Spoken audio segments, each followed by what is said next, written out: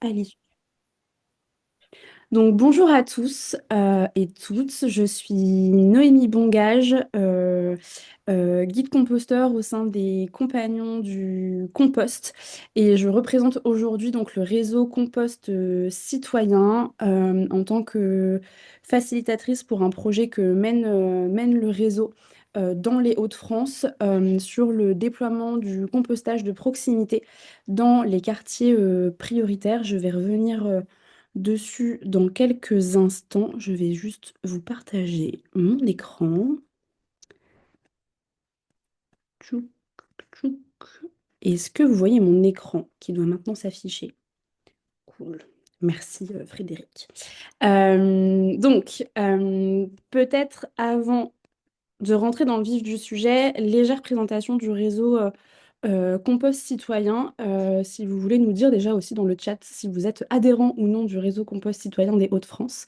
Donc le réseau Compost Citoyen, donc c'est un réseau national qui regroupe 12 antennes régionales qui a pour mission de représenter la filière de prévention et de gestion de proximité des biodéchets auprès des instances gouvernementales et également de mettre en œuvre et en place des outils pour développer et faciliter la pratique du compost au sein des territoires. Et donc pour cela, il fédère et il accompagne à l'émergence notamment de ces fameux réseaux régionaux, donc que vous voyez représentés ici.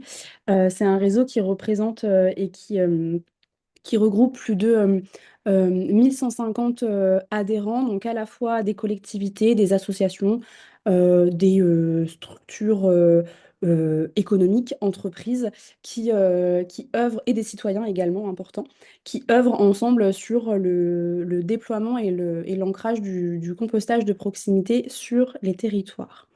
Donc aujourd'hui, on se retrouve dans le cadre du réseau Compost Citoyen des Hauts-de-France, qui a été fondé en 2020 et qui est notamment soutenu sur le territoire par la région des Hauts-de-France, notamment dans le cadre de REF 3, l'ADEME et le Fonds de vie.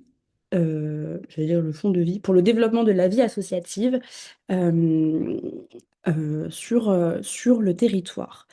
Brièvement, pour vous parler du projet, enfin, le cadre dans lequel on se... Donc, pardon, l'émission du réseau Compost Citoyen des Hauts-de-France, qui se rallie beaucoup aux missions du réseau Compost Citoyen national, donc fédérer les acteurs et les actrices sur le sujet de la prévention et de la gestion des biodéchets, informer et outiller avec à la fois des ressources et des formations, donc les acteurs des territoires, qui soient citoyens, associations ou collectivités, et également développer des synergies pour consolider les filières de gestion des biodéchets sur le territoire régional, donc des Hauts-de-France. Euh, alors, j'ai des personnes dans la salle d'attente. Hop. Pour vous en dire un peu plus sur le projet qui est porté cette année par le réseau Compost citoyen. Donc il y a, je crois, trois représentants. Je crois qu'on est quatre. J'ai vu Anya aussi dans l'assemblée aujourd'hui, mais Joséphine qui va intervenir cet après-midi. Vous avez également Frédéric qui est présente et Anya. On travaille ensemble sur le déploiement d'un projet pour recueillir avoir du retour d'expérience sur le déploiement du compostage de proximité dans les quartiers prioritaires et mesurer l'impact sur le- la mobilisation citoyenne de ces habitants autour de la pratique du compost. Et donc, dans le cadre de ce projet-là, donc, il y a la réalisation d'un recueil d'expériences d'habitants et de territoires.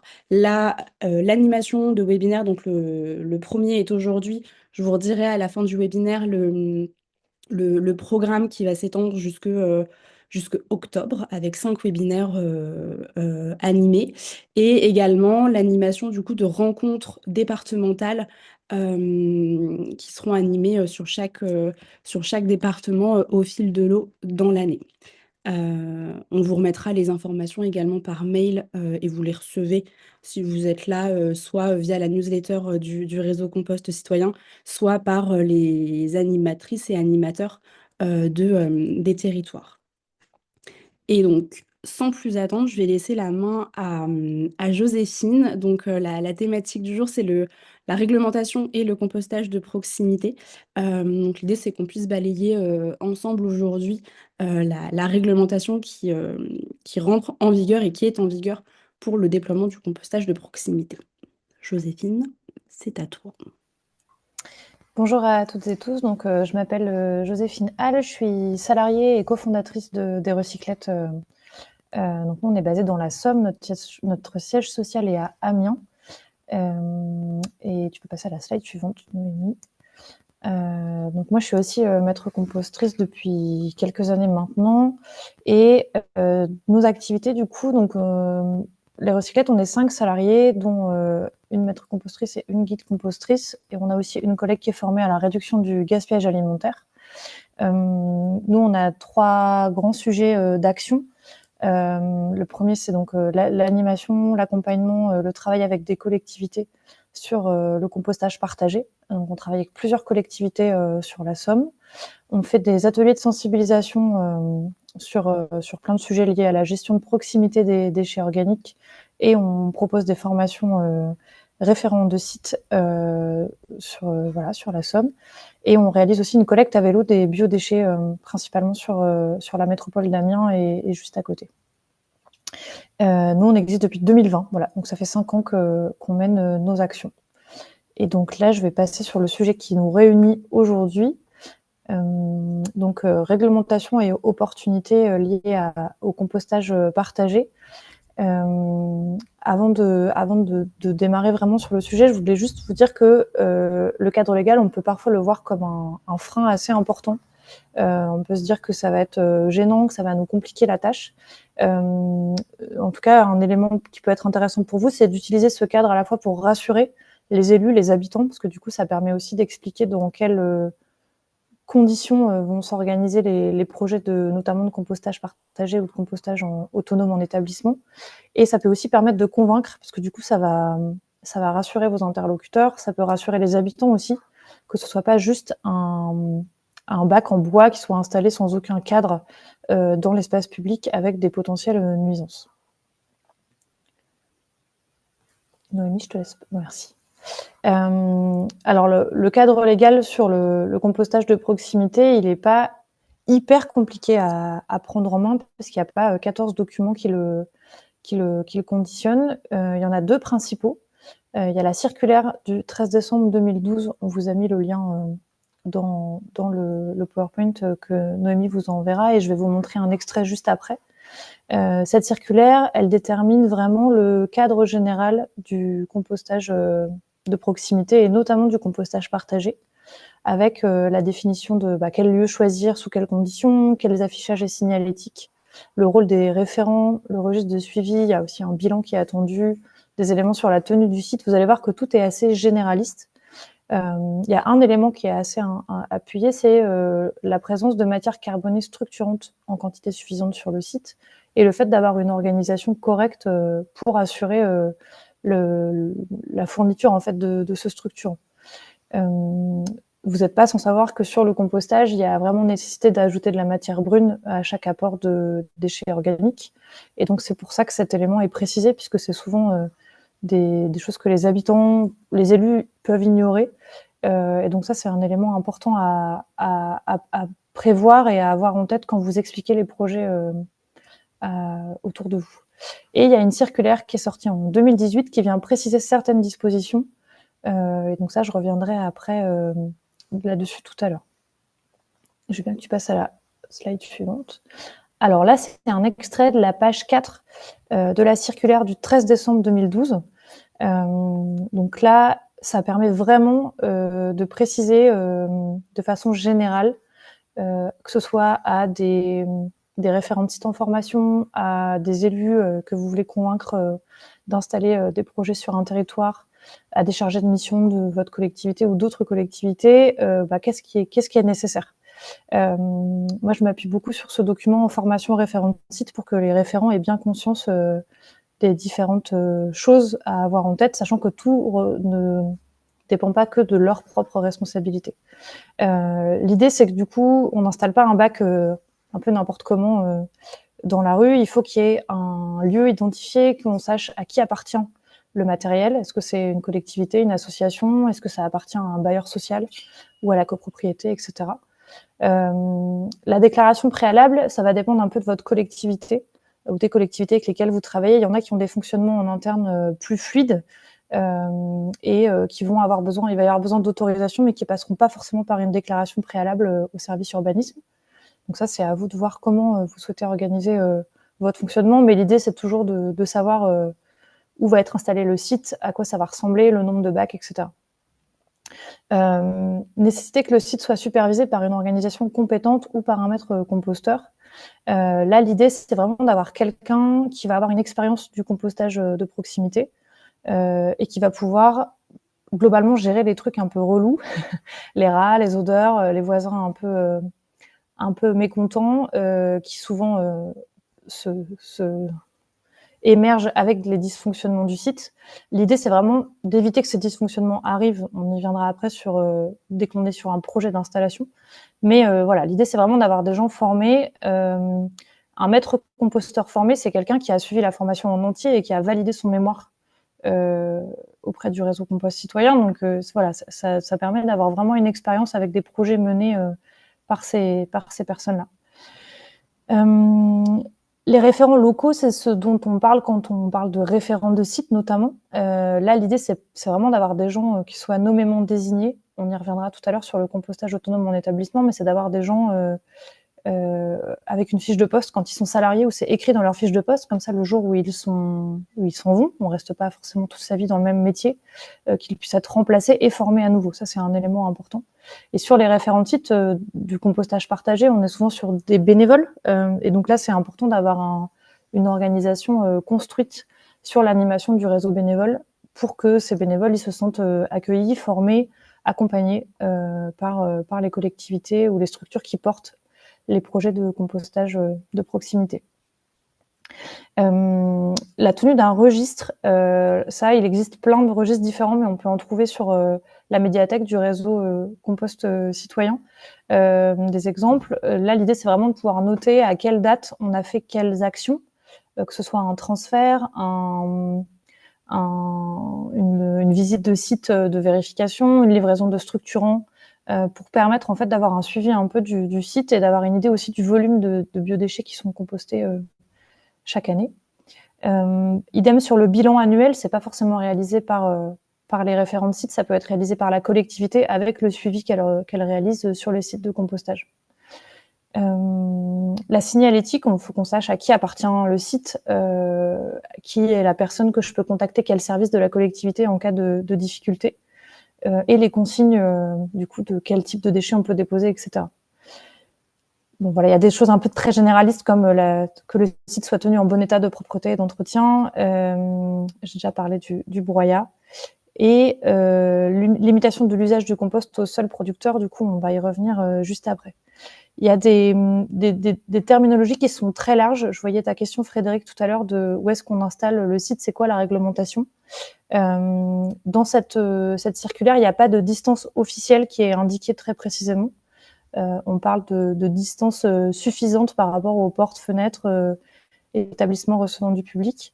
Il y a une disposition je crois que c'est du Code de l'environnement qui indique à 35 mètres minimum d'un cours d'eau pour éviter les infiltrations, etc. Mais du coup, là, la distance à respecter, c'est celle de ne pas gêner les voisins. Nous, on essaye d'assurer au moins une vingtaine de mètres depuis la première fenêtre, en fait. Parce que c'est là où ça peut poser des problématiques. Je veux bien que tu passes à la slide suivante, Noémie, s'il te plaît. Et encore à la suivante, parce que ça, j'y reviendrai juste après. Ce sera plus simple. Donc, l'idée, c'est que sur l'utilisation du compost, la circulaire dont on vient de regarder le contenu, elle précise que l'usage, il est limité aux seuls producteurs. Donc là, seul producteur, c'est assez large comme détermination. On comprend à la fois les habitants qui viennent déposer leurs épluchures, donner un coup de fourche, donner un coup de main. Si jamais la collectivité fournit le broyat, du coup, elle participe à la production du compost, et donc elle peut récupérer du compost une fois que la matière est prête. Mais du coup, voilà, là, on entend bien le fait qu'on ne peut pas forcément, sur cette première circulaire, vendre ou distribuer le compost en dehors de ce cadre-là. Ça a été précisé dans la circulaire de 2018. Donc là, l'idée, c'est que les matières compostées, elles sont uniquement destinées à être employées soit par donc, les personnes qui ont produit le déchet, les déchets de cuisine et de table et qui ont participé au compostage, comme c'est précisé dans l'article 20 et 21.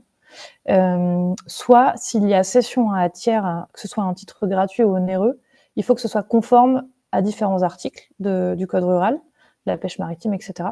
Et du coup, notamment avec potentiellement le fait de normer le compost à la norme NFU 44051, ce qui peut avoir un coût, ça peut engendrer un coût, notamment sur du compostage autonome en établissement. Est-ce que tu peux remettre la slide juste avant, s'il te plaît, Noémie? Donc là, du coup, j'ai extrait de la circulaire du 24 avril 2018 les 3 articles qui sont liés vraiment à l'usage du compost et aux installations de compostage partagé. En gros, cette circulaire, elle vient pas déconstruire ce qui a été présenté dans la circulaire de 2012, mais elle vient compléter certaines dispositions qui étaient très floues. Donc ça, je vous invite à la lire assez en détail si c'est des questions que vous vous posez. Mais du coup, il y a notamment un élément lié à la quantité hebdomadaire maximale de déchets de cuisine et de table qui peuvent être traités sur place, donc pas plus d'1 tonne, c'est à la fin de l'article 19, que ce soit du compostage de proximité de type partagé ou compostage autonome en établissement. Au-delà d'1 tonne, on considère que c'est plus des quantités gérables en proximité. Et si jamais c'est collecté par un acteur de la collecte, c'est pas cette disposition-là qui s'applique. À partir du moment où c'est collecté, c'est plus de la proximité et du coup, ça doit être composté sur une plateforme, composté, méthanisé, en tout cas traité sur une plateforme qui est habilitée à recevoir des biodéchets, sous-produits animaux, etc. Ok. Donc ça, c'est le cadre légal qui encadre un peu les actions des acteurs. Et on va passer, j'ai quelques précisions un peu par type de projet. Tu peux avancer encore un peu. Alors, j'ai séparé en 2 grandes catégories. La première, c'est en pied d'immeuble, en quartier et en village. Et ensuite, on parlera du compostage autonome en établissement qui a quelques dispositions un peu particulières. Juste peut-être, excuse-moi, avant que tu ailles plus loin, il y a Frédéric qui lève la main, qui veut Oui. peut-être poser une question. Si tu veux, enfin, on peut la prendre maintenant. Vas-y, Frédéric. C'est juste pour par rapport aux 1 tonne semaine, on est bien d'accord que c'est les déchets frais, déchets de cuisine et de table frais, mais pas compostés. Je crois que c'est non, c'est 1 semaine. Oui, c'est 1 tonne Une de tonne déchets d'abord. apportés, c'est ça. Mais je crois que Une ça tonne d'abord. comptabilise aussi le structurant dans Ah, la et plus le quantité de structurant. déchets. Ok. Ouais. Ok. D'accord. Ah, c'est pas très clair, hein. C'est un peu plus précisé dans la circulaire de 2018. Si tu lis le début, il y a quand même plus de détails. Comme c'est plus précisé, c'est aussi plus compliqué à prendre en main que la circulaire de 2012. Hmm. Mais ça permet vraiment d'être sûr d'être dans les clous en fait en termes de volume. Ok. Merci. Sur tout ce qui est pied d'immeuble en quartier, en village, donc il y a tous les éléments qu'on a déjà précisés avant. Du coup, on va se poser la question de où est-ce qu'on le met, donc à bonne distance des portes, fenêtres, etc. Mais un élément qui est important, c'est que le but, c'est que le site il soit utilisé par les gens et donc qu'il ne soit pas planqué au fin fond d'un parking où personne ne passe jamais. Le mieux pour qu'un site fonctionne, soit vivant et utilisé, c'est vraiment qu'il soit dans un lieu de passage où les gens passent devant de façon très régulière. Ça vous permet, ce type d'installation, de les rendre vraiment visibles et d'avoir un maximum de participation. Nous, on s'est rendu compte avec l'expérience que les sites qui étaient dans des cours fermés, accessibles que en semaine, sur des horaires de bureau, fermés le week-end, etc., étaient forcément peu utilisés. Voilà, enfin, si c'est public et collectif, autant que ce soit dans un lieu de passage. Sur le choix de l'emplacement, enfin, l'ensemble du projet, il se réfléchit aussi avant d'installer les bacs.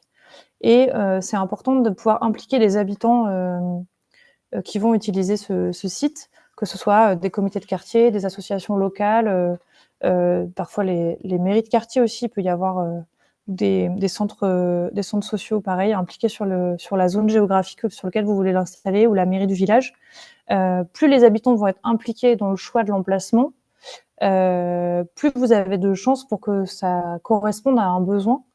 Et donc ça, voilà, je vous conseille de laisser le choix aussi aux habitants, d'avoir peut-être 1, 2, 3 sites à proposer, et de véritablement laisser le choix quand on a les espaces. C'est pas toujours évident selon la place qu'on a pour l'installer. Pour les idées reçues qui sont liées principalement aux rats et aux odeurs, enfin aux rongeurs et aux odeurs, il existe des solutions vraiment pour limiter ce type de problématique. Et c'est souvent des questions que vous allez avoir en retour quand on veut installer des projets, que ce soit en pied d'immeuble, en copropriété. Il faut parfois convaincre un peu ses voisins récalcitrants à l'installation de ce type de dispositif, plutôt que de nier le fait qu'il puisse y avoir des odeurs ou des rats, parce que souvent c'est ça la première réponse, c'est non, mais le compostage bien fait, il n'y a ni rats ni odeur. Techniquement, c'est vrai, mais en milieu urbain, il peut y avoir quand même des rongeurs, enfin urbains ou à la campagne d'ailleurs, ça change rien, lié notamment au fait que les rats viennent se mettre au chaud. Et donc ça, le fait de pouvoir former les référents, expliquer aux habitants qu'il existe des solutions pour éviter qu'ils viennent s'installer, et comment les déloger si jamais ça peut arriver, ça c'est important de pouvoir voilà, vous renseigner sur ce sujet et pouvoir expliquer aux personnes quelles sont les solutions. Petite précision sur le compostage partagé dans les milieux plutôt ruraux. Ça peut paraître parfois inutile d'installer un site de compostage partagé, d'installer ça dans un village en se disant de toute façon les gens ont un jardin, ils vont pouvoir composter dans leur jardin. Le compostage partagé, ça a aussi un intérêt, que ce soit en ville ou à la campagne, mais de lien social. Donc ça va permettre à des gens qui se croisent pas forcément d'être impliqués sur un projet commun.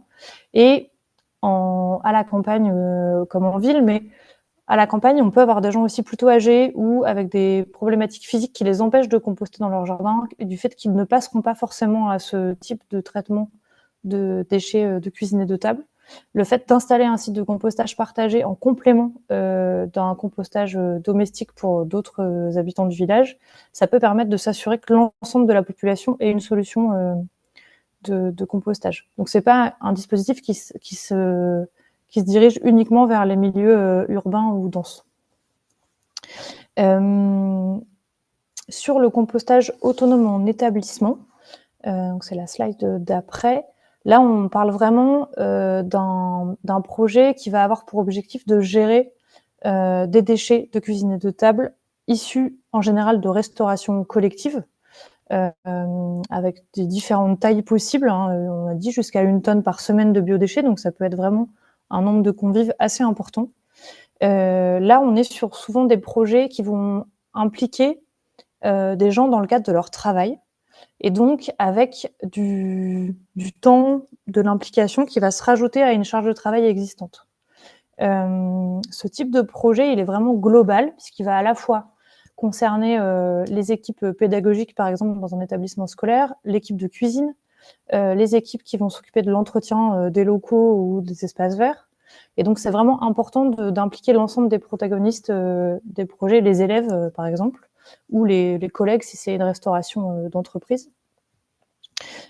Plus vous allez avoir un nombre d'acteurs variés qui vont être impliqués, plus vous avez de chances déjà de voir ce qui peut bloquer, de voir les les points de blocage, parce qu'il va probablement y en avoir, et de pouvoir trouver des solutions qui vont correspondre à tout le monde.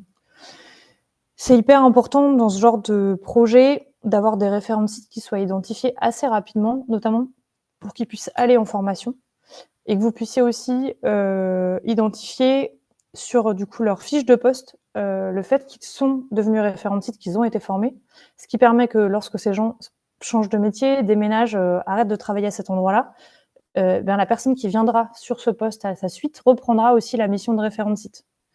Le risque de ne pas identifier très clairement les référents sur ce type de projet, c'est d'avoir assez vite un projet qui périclite. Dès que l'équipe motivée qui avait lancé l'initiative est partie partiellement ou complètement, en fait, le projet s'écroule petit à petit, les bacs finissent par être remplis de rats et puis on les démonte quelques années après parce que ça sent mauvais et que c'est des nids à rats.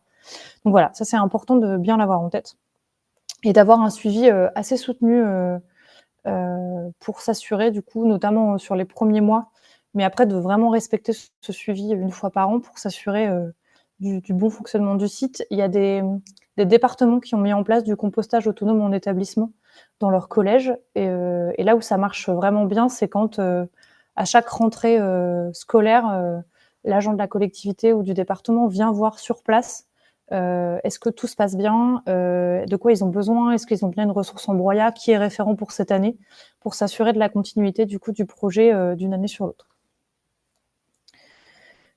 Est-ce que Noémie, tu veux rajouter des choses sur le compostage autonome en établissement, comme vous avez une petite expérience au compagnon du compost? Oui. Alors je rejoins parfaitement ce que tu viens de dire sur le fait d'avoir une visite annuelle, au-delà de savoir comment, enfin si ça va.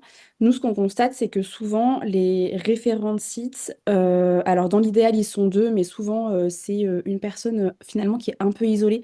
Donc en fait aussi de venir la voir, ça permet de remotiver, de remobiliser la personne. Et ce dont on se rend compte, alors nous, on a une expérience plutôt au niveau des lycées, c'est que souvent, finalement, le compostage, alors nous, quand on le fait, il y a l'équipe cuisine qui est mobilisée, il y a souvent les professeurs référents des éco-délégués et on fait le lien aussi avec les élèves. Et en fait, souvent, les animations et les projets se font... enfin, ne sont pas très visibles en fait. Et en fait, on insiste un maximum pour que les temps où les élèves vont sur le site, donc par exemple les temps de récolte du compost qui est mûr, en fait, de faire en sorte que ces temps-là deviennent des moments festifs. Donc, on n'hésite pas à mettre de la musique dans le fond de la cour, à essayer d'initier un petit goûter, pour aussi faire en sorte qu'il y ait d'autres professeurs qui se joignent au projet et même d'autres élèves, en fait. Quand on se rend compte que, une action est un peu fun et sympa, et qu'on essaye de sortir du cadre d'animation de base, en fait, ça mobilise un peu plus facilement les gens. Et aussi, je trouve que on ne communique jamais assez sur ce qu'on fait quand on est sur une action en interne et donc de ne pas hésiter à communiquer et à rabâcher un maximum aux élèves, aux équipes pédagogiques, ce qu'on est en train de faire sur l'établissement pour que ça rentre bien et que ça s'imprègne dans le cerveau de chacun et pour mobiliser aussi sur du long terme. Sachant que, pour compléter ce que tu dis, les élèves en milieu scolaire, ils changent tous les ans ou quasiment. Alors, il reste quelques années, mais donc il y a vraiment Mm. un objectif de répétition. Par exemple, à chaque rentrée scolaire, je pense à un collège à Poix-de-Picardie qui a mis en place le compostage autonome en établissement il y a presque 10 ans maintenant. Eux, ils ont commencé par vraiment réduire leur volume de gaspillage alimentaire. Parce qu'en fait, tout déchet qui est gaspillé va devoir être géré et donc, en plus d'avoir été acheté, transformé pour rien, il va falloir déployer de l'énergie pour le composter. Et donc là, il y a un vrai intérêt à réduire le gaspillage en amont de façon assez conséquente. Donc ça, il y a des structures sur les territoires qui existent. Vous pouvez vous former à cette réduction du gaspillage alimentaire. Et ça permet de réduire le volume de déchets à composter. Donc déjà, on réduit aussi le travail là-dessus.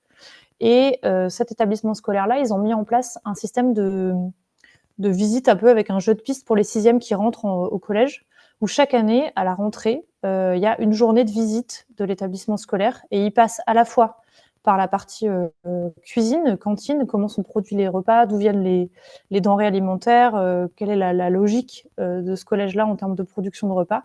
Et ça va jusqu'aux déchets, en passant du coup forcément par les déchets qui sont compostables. Et ça permet d'être sûr que tous les élèves ont eu au moins une fois l'explication de comment on trie son plateau à la cantine, où vont les déchets ensuite, d'où viennent les pommes de terre, les fruits, les légumes qu'on a dans son assiette. Et ça permet vraiment d'avoir une implication assez forte qui dépasse les éco-délégués et qui fait que ce projet aujourd'hui, 10 ans après, il est toujours très fonctionnel, sans difficulté et que ça se pérennise d'une année sur l'autre. L'autre intérêt de cette visite en début d'année un peu ludique, c'est que ça permet aussi d'impliquer les enseignants en fait, qui du coup organisent ça, participent à cette visite. Et ça, c'est un vrai facteur de réussite pour ce projet-là. Sur l'exutoire du compost produit, c'est quelque chose à réfléchir évidemment dès le début de n'importe quel projet, que ce soit compostage partagé ou autonome en établissement. Mais sur le compostage autonome en établissement, on peut avoir cette problématique de qu'est-ce qu'on va faire de ce volume de compost si on n'a pas d'espace extérieur suffisant. Et donc ça, c'est vraiment à réfléchir par rapport à vos territoires. À nouveau, si la collectivité fournit le broyat, elle peut repartir avec le compost pour ces espaces verts. Et donc ça peut être intéressant de le réfléchir vraiment en projet aussi de territoire.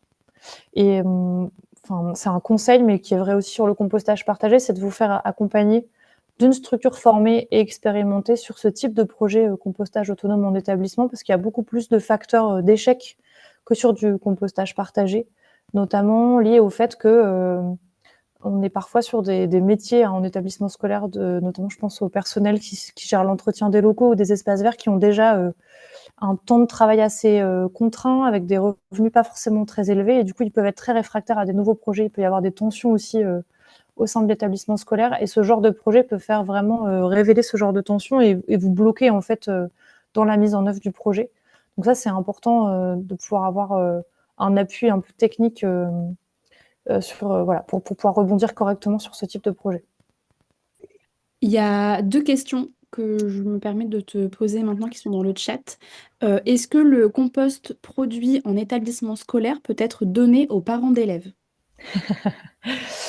Alors, la réglementation, elle dit usage du compost réservé aux seuls producteurs. Si les parents, à aucun moment, ont été impliqués dans ce projet de compostage en établissement, sont pas venus participer au processus de compostage, du coup, techniquement, ils ne sont pas habilités à récupérer du compost. Et donc ça, voilà, c'est à vous de voir comment vous impliquez les parents pour que ils puissent être des acteurs en fait du projet. Techniquement, on peut pas leur donner du compost à la sortie. Après, les élèves sont censés pouvoir en récupérer puisqu'ils ont participé au processus de compostage. Voilà. J'allais te poser la question, mais du coup, si c'est les élèves qui récupèrent du compost pour utiliser chez eux, C'est les élèves. C'est assez, voilà, si on joue vraiment sur les termes de la réglementation, et on peut avoir la problématique en établissement scolaire avec des plans de maîtrise sanitaire, etc., qui sont parfois un peu rigides ou difficiles à modifier. Techniquement, si on veut rester dans les clous, c'est les élèves qui récupèrent le compost. Alors après, peut-être que c'est les parents qui les attendent à la sortie de l'établissement scolaire avec la voiture pour déplacer le sac de terreau rempli de compost, mais techniquement, c'est les élèves qui doivent venir chercher le compost. puis techniquement, les parents ne laissent pas l'enfant, enfin, ils ne prennent pas juste le sac de compost à la sortie de l'école, normalement. Et il y a une deuxième question. Quels sont les déchets de table qui sont compostés en établissement scolaire dans vos retours d'expérience? Alors, ça va dépendre des sites. Le site dont je parlais tout à l'heure, à Poète-Picardie, ils ont fait le choix de sortir la viande et le poisson des déchets compostés. Techniquement, ils le sont, hein, ils pourraient être compostés. Eux, ils ont fait ce choix-là à cause du risque d'odeur un peu plus forte qui peut être dégagé par la dégradation de la matière organique animale. Mais il y a d'autres sites qui prennent vraiment l'ensemble des déchets et qui vont retirer uniquement, pour des raisons pratiques et de matière à la sortie, les os de poulet. Donc en fait, le jour où il y a du poulet à la cantine, les os de poulet, les restes de poulet vont aller à la poubelle, mais tout le reste est composté. Je pense à un site à Dunkerque, dans un collège, où effectivement ils compostent vraiment l'entièreté des déchets, à la fois les épluchures de légumes, tout ce qui est lié à la préparation, et les restes d'assiettes des élèves. Je me permets d'abonder. Alors effectivement, nous sur les sites qu'on accompagne, ils compostent tout. Je crois qu'il y a juste un établissement qui ne composte pas la purée parce que c'est pas préconisé dans la solution qu'ils ont choisie. Ils sont sur des aérofermenteurs, voilà.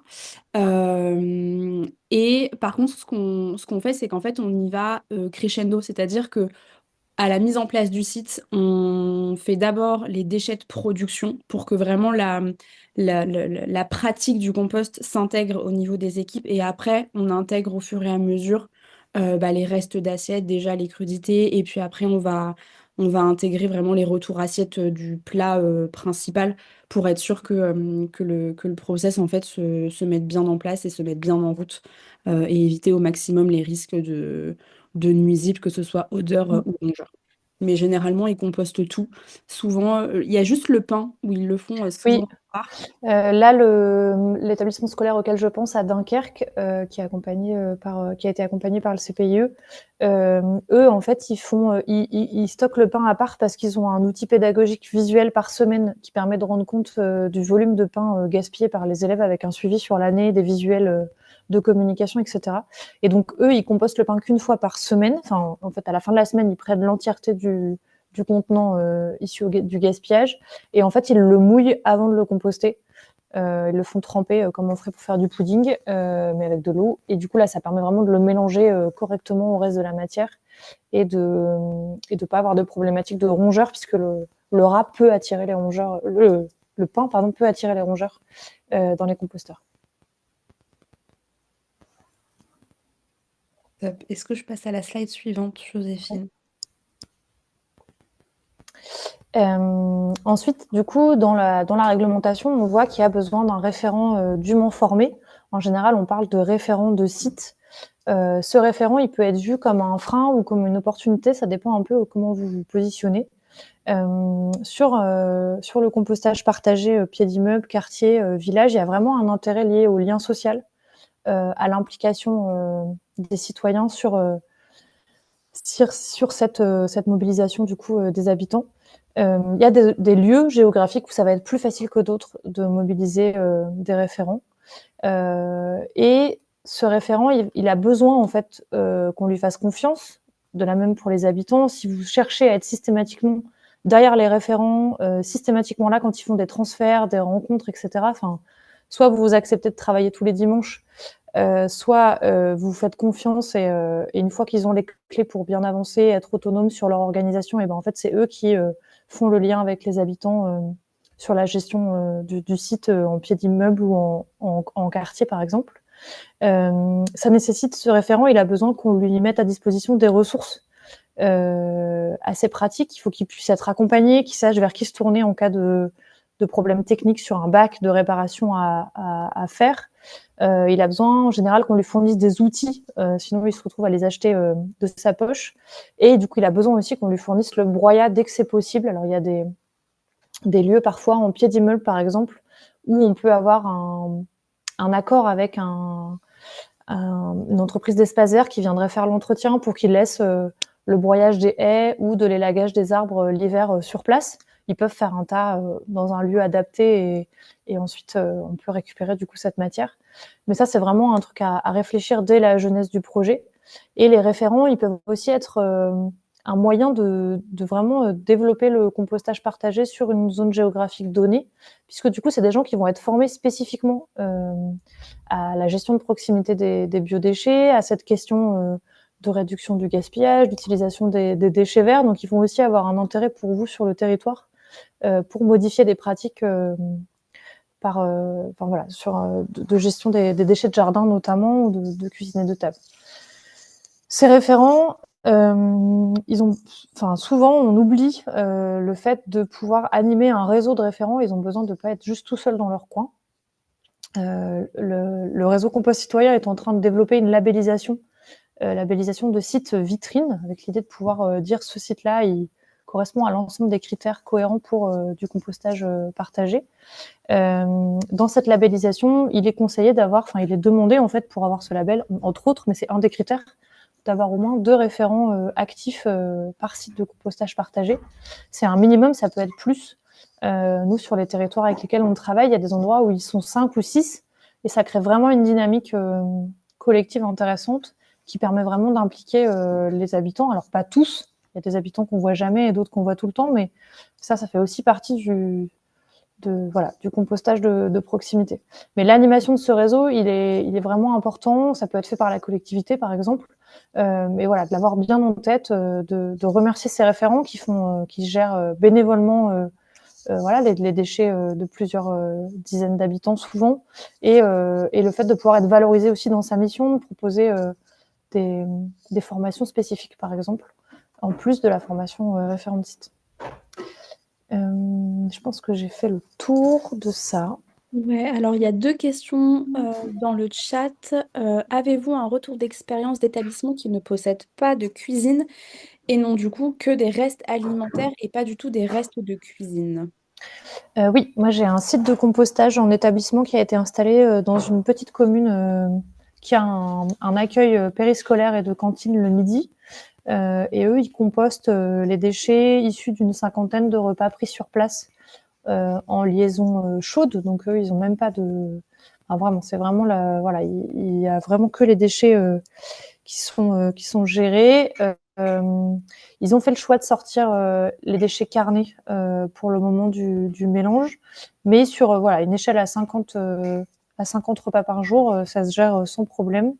Ils n'ont pas une installation impressionnante, hein. Ils ont 3 bacs de 1 mètre cube, et c'est géré du coup en partenariat avec les services de la mairie, qui s'assurent notamment des transferts et de l'apport en matière carbone. Je crois que j'en ai un également où effectivement il n'y a pas de cuisine sur place et en fait je m'interroge s'ils mettent la viande aussi.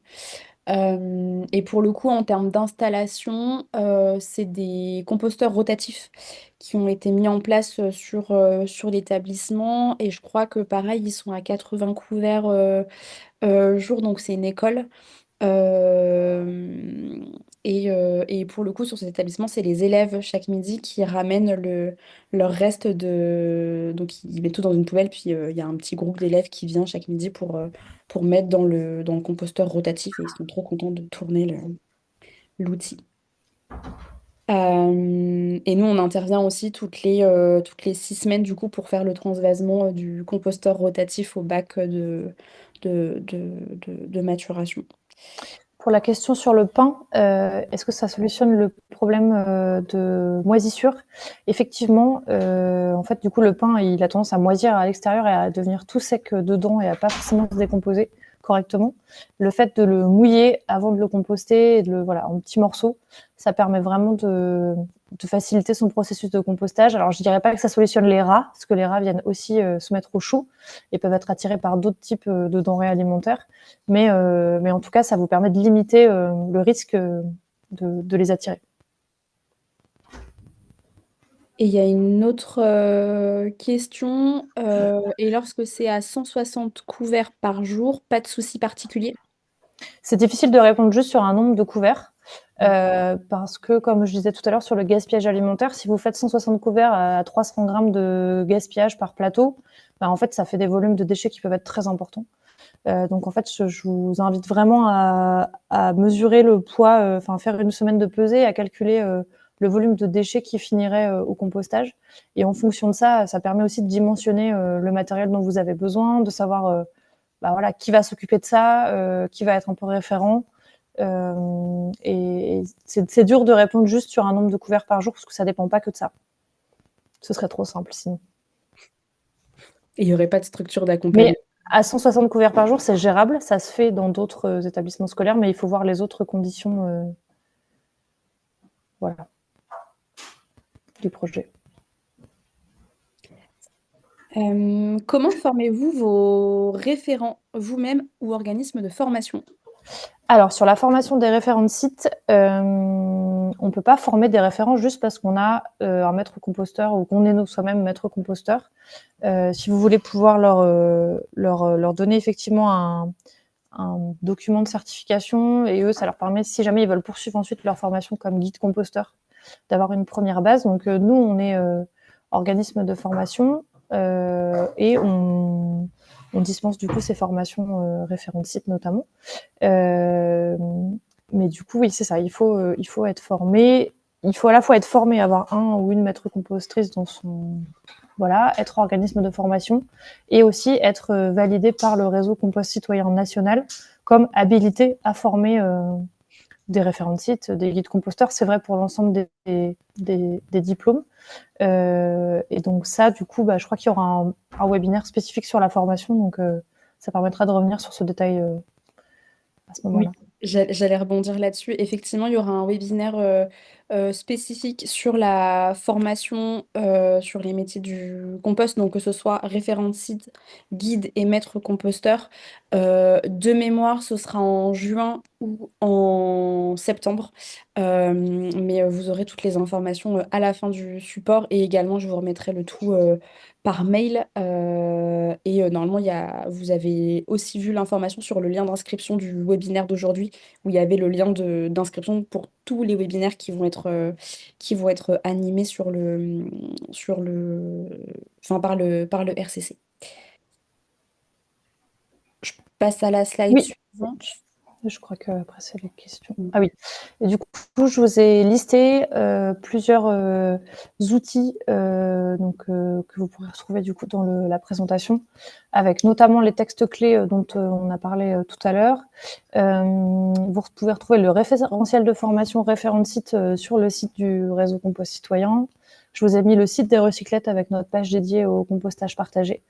Un outil qui est intéressant, la librairie de l'ADEME, pour pouvoir commander les fascicules de présentation de comment composter, comment jardiner au naturel, comment pailler au jardin, etc. Il y a pas mal d'outils, d'informations, d'infographies. Vous n'êtes pas obligé de créer vos propres guides. Je pense notamment aux petites collectivités qui n'ont pas forcément les moyens d'imprimer ou de faire des guides. Vous pouvez notamment en commander pour certains gratuitement. D'autres sont disponibles au téléchargement et vous pouvez les imprimer vous-même.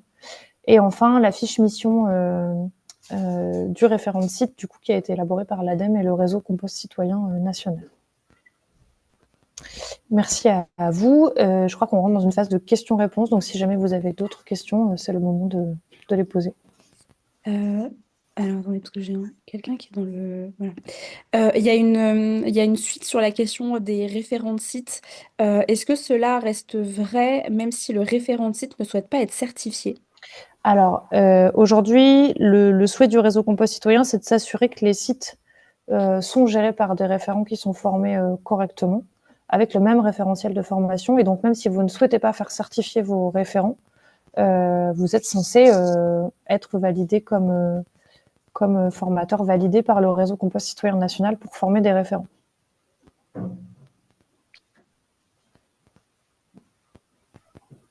Est-ce qu'il y a d'autres questions? N'hésitez pas si vous souhaitez prendre la parole pour poser une question en direct. Euh, alors, et je vois qu'il y a une question d'Andrea Cadoré et Frédéric, je crois que tu as levé la main. Ouais, je pose la question d'Andrea et après tu pourras enchaîner, ça te va? Quels sont les modèles de composteurs sélectionnés pour les sites de compostage? Alors, il y a plusieurs fabricants qui existent. Ils sont assez nombreux. Il y a des gros fabricants comme Sulo, Emeraude Création, qui fabriquent vraiment des composteurs entre guillemets à la chaîne pour les collectivités ou pas. Enfin, vous pouvez aussi en commander parfois en tant que... Alors, pas chez Sulo, mais en tout cas chez Emeraude, on peut aussi commander en tant que particulier. Il existe d'autres marques qui fabriquent des composteurs. Ce serait... Enfin, nous, je sais que la collectivité, je pense à Amiens Métropole, on a testé quand même pas mal, a fini par lancer un marché public avec des critères très précis, notamment d'épaisseur de bois, de type d'ouverture, etc. Donc ça, je vous invite à soit vous à contacter les fabricants et à échanger avec eux, peut-être à échanger avec d'autres collectivités sur d'autres territoires pour savoir ce qu'ils ont choisi. Et pour quelles raisons? Parce qu'en fait, par exemple, sur du compostage autonome en établissement, on peut être sur des bacs d'un peu plus que 1 m3 ou d'un peu moins selon le volume. Donc ça, c'est aussi le dimensionnement, il est à gérer en fonction du nombre de foyers ou de la quantité de déchets qui va être gérée sur le site. À chaque fois, en tout cas, c'est des modèles avec des façades et des couvercles qui s'ouvrent quasiment entièrement, au moins pour la façade, pour pouvoir vider facilement en fait les bacs. Si une personne souhaite devenir référent d'un site, mais qu'elle n'est pas formée, alors effectivement, ça peut arriver sur des sites de compostage partagés d'avoir des habitants qui sont référents, en fait, qui s'impliquent dans le groupe de référents sans forcément être formés eux-mêmes. L'idée, c'est juste d'avoir en tête d'avoir au moins, du coup, selon la réglementation, une personne formée par site de compostage partagé. Ça n'empêche pas d'être référent bénévole d'un site de compostage partagé, même si on n'a pas suivi la formation. Mais c'est intéressant d'avoir quand même au moins un référent formé pour, pour la bonne gestion du site et être en règle. Frédéric, tu avais une question. Oui, moi, ma question, c'est de savoir quelle est l'instance qui vient contrôler si tout ça, si on respecte bien les normes fixées par les règles, les circulaires. Eh ben, si c'est comme pour le compostage professionnel, ce serait la DDPP qui serait en charge D'accord. en fait, de la sécurité sanitaire Ouais. des populations. Après, dans les faits, est-ce qu'ils viennent contrôler je n'ai pas d'histoire, en tout cas, qui raconte ça. Je sais que dans certaines collectivités, il va y avoir des services hygiène ou équivalents qui vont être, voilà, qui vont surveiller, qui vont pouvoir réagir s'il y a des rats ou revenir vers les structures qui gèrent ce type d'installation. Euh, Après, l'idée de ces contrôles, c'est pas forcément de mettre fin au compostage de proximité, mais de pouvoir corriger pour que ce soit pas une problématique sanitaire. Enfin, les rats, c'est pas juste parce que les gens en ont peur qu'on cherche à les éviter, c'est aussi parce que ça peut poser des problèmes de maladies, etc. Donc, alors Mm. c'est assez rare, hein, mais je veux dire, en tout cas, de l'avoir en tête. Le but, c'est quand même que le compostage de proximité soit le plus accessible et répandu possible. Si à chaque fois qu'on ouvre le couvercle, il y a 3 rongeurs qui sortent, ça limite un peu l'accès au plus grand nombre quand même. Mm. Ok. Plutôt des composteurs en bac, ça va dépendre. Alors sur du compostage partagé, oui, plutôt, mais sur du compostage autonome en établissement, tout à l'heure, Noémie citait le compostage rotatif, qui doit aussi passer par une phase de maturation une fois que les composteurs rotatifs ont été remplis. Mais oui, plutôt du compostage en bac sur l'espace public. Si vous faites du compostage en tas, vous risquez d'avoir des gens qui râlent assez vite.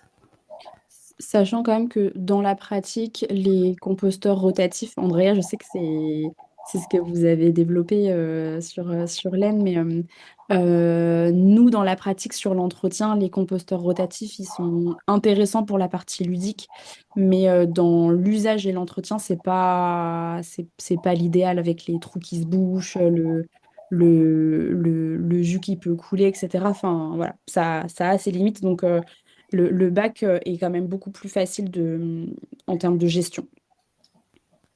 Je vais arrêter le partage. Il y a d'autres- Alors, une autre question, existe-t-il des chiffres comme celle des colonnes à verre pour 400 habitants? Quel volume de composteur pour combien d'habitants et quel éloignement?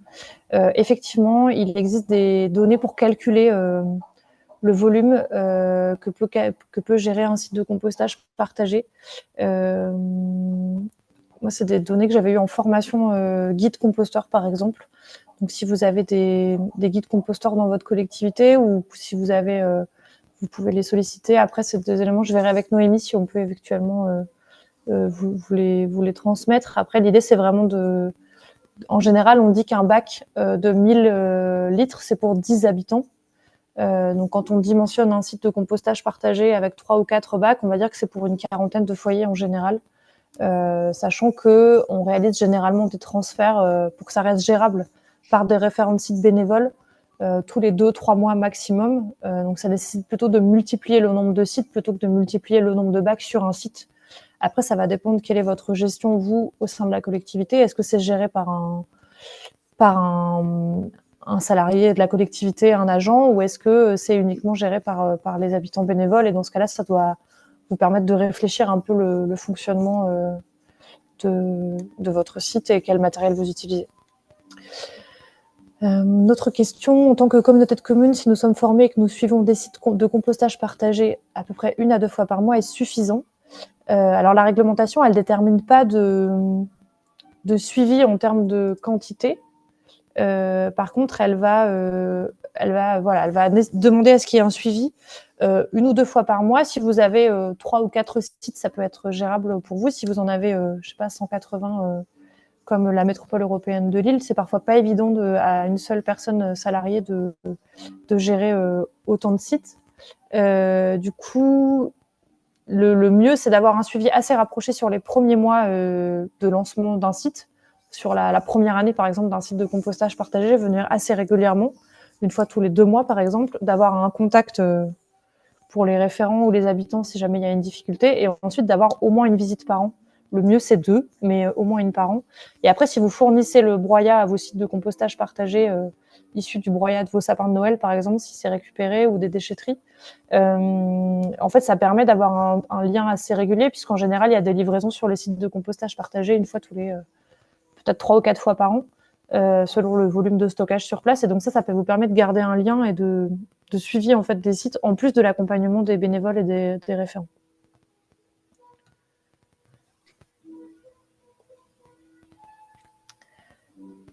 Nous sommes donc référents du site. Non, le référent de site, c'est un habitant qui utilise le site comme qui vient déposer ses biodéchets à peu près 1 fois par semaine dans le site. C'est un des usagers du site. Si vous êtes juste accompagnateur et que vous venez 1 fois par mois, vous n'êtes pas référent du site, vous êtes structure qui suit le projet. Vous n'êtes pas référent en tant que tel. Est-ce qu'il y a d'autres questions? Pour l'instant, je n'en vois pas. N'hésitez pas à prendre la parole également en direct si vous le souhaitez. Merci Lorraine et Aurore pour les apports complémentaires dans le chat.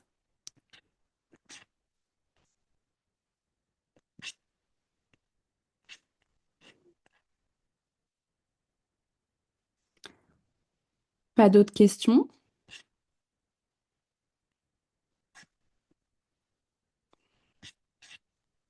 Non. Hop, je vais vous repartager tchouk, mon écran pour vous donner le programme du coup des prochains webinaires. Hop. Donc le prochain après celui-ci sera le 13 mai sur la mobilisation citoyenne, donc comment on peut donner du sens à la fois environnemental et sociétal à l'action du compostage pour motiver les citoyens dans une pratique durable. Le suivant sera le 17 juin, à chaque fois sur le même créneau horaire, 14h, 15h30, justement sur la formation à la pratique du compost, donc pour que vous puissiez découvrir l'importance des formations pour garantir les bonnes compétences sur les territoires et aussi une pratique de qualité sur les différents sites. C'est notamment là où on reviendra sur tout le cadre et toute l'évolution qui a quelques années maintenant de la montée en compétences sur les métiers du compostage. En septembre, donc le 9 septembre, sur l'économie circulaire, pilier du compostage de proximité. Donc comment on peut créer des boucles courtes et locales pour l'approvisionnement des sites de compostage et l'utilisation du compost. Donc là, on parlera à la fois broyat, donc quelle filière je peux créer sur mon territoire pour assurer l'approvisionnement en matière sèche, en broyat, sur les sites de compostage, que ce soit en pied d'immeuble ou en compostage autonome en établissement. Et aussi, on creusera la partie utilisation du compost, donc quelle action on peut mettre en œuvre à la fois dans un établissement, mais aussi sur un territoire pour faciliter l'utilisation du compost qui est créé. Et enfin, le 14 octobre, donc là, la complémentarité des solutions. Donc, la pratique du compost est une solution pour le tri et la valorisation des biodéchets, mais il y a d'autres actions qui peuvent être mises en place, à la fois pour déjà réduire et faciliter la gestion des flux de biodéchets, et aussi pour, quand on ne peut pas mettre en place un site de compostage, qu'est-ce qui peut exister en complément pour aussi engager les habitants dans ces démarches. Donc tous les liens vont vous être envoyés par mail. Donc le support va vous être transmis avec tous les liens. Et également, en plus, il y a une fiche technique qui existe, qui reprend la réglementation qu'on a brièvement évoquée, qui est directement téléchargeable, donc impossible de vous mettre le lien dans le support. Donc je vous mettrai la fiche technique qui traduit en fait dans le concret ce qu'on peut lire dans la circulaire, l'arrêté, pour donc comment vous pouvez les appliquer en fait sur vos territoires et sur les sites de compostage que vous pouvez déployer. Voilà, s'il n'y a pas d'autres question. Effectivement, Mathilde, vous pouvez attendre le replay. Je pense qu'il arrivera, enfin, on vous l'envoie d'ici fin de semaine, le temps qu'on puisse le télécharger et le stocker sur les bonnes plateformes. Enfin, le replay vous sera envoyé donc en même temps que l'ensemble des éléments. Donc, vous recevrez tout dans un seul et même mail d'ici fin de semaine, je m'y engage.